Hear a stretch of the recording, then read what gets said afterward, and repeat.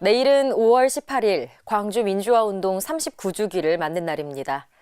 긴 세월이 흘렀지만 여전히 5.18을 둘러싼 망언과 가짜뉴스가 이어지는 가운데 교회는 기억과 식별을 요청하고 있습니다. 광주대교구는 지난 13일 5.18 진상규명을 촉구하며 미사를 봉헌했고 오는 주일에는 청소년들과 함께하는 도보 순례를 통해 5.18 정신을 되새길 예정입니다. 유은재 기자입니다. 가장 마음 고통을 겪은 때가 그때였다고 봐요. 그러니까 사태가 그대로 알려지지도 않고 구체적으로 뭘 더 대처하면 좋을지도 말이 좀 모르는 그런 상태.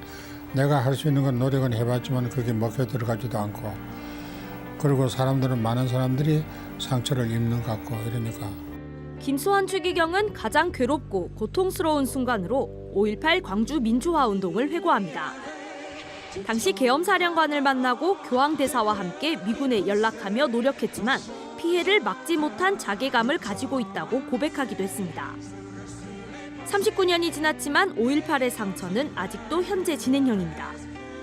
광주대교구는 지난 13일 남동 5.18 기념성당에서 미사를 봉헌하며 5.18 진상규명과 망언자에 대한 제대로 된 처리를 촉구했습니다.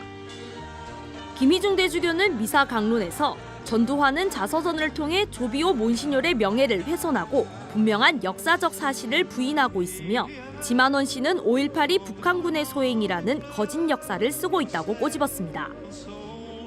미사 후 신자들은 남동성당에서 옛 전남도청 앞 5.18 민주광장까지 촛불 행진을 벌이며 역사 왜곡 처벌법 제정과 참된 민주주의를 외쳤습니다. 교구는 특별히 올해 주제로 기억과 식별을 내걸었습니다.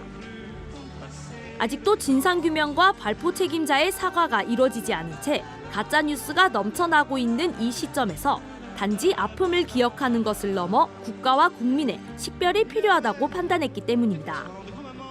타인의 아픔을 거기에 대한 공감을 하지 못한 채 자신의 이익과 즐거움 또 자신의 이익을 위해서 그들의 아픔을 이용하고 있는 현 시대가 정말 가슴 아프고요.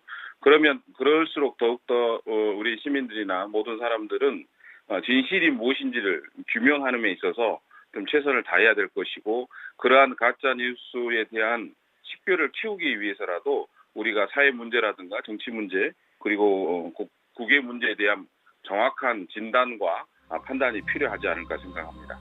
오는 19일에는 청소년들과 함께 걷는 5.18 도보순례와 추모미사가 열릴 예정입니다.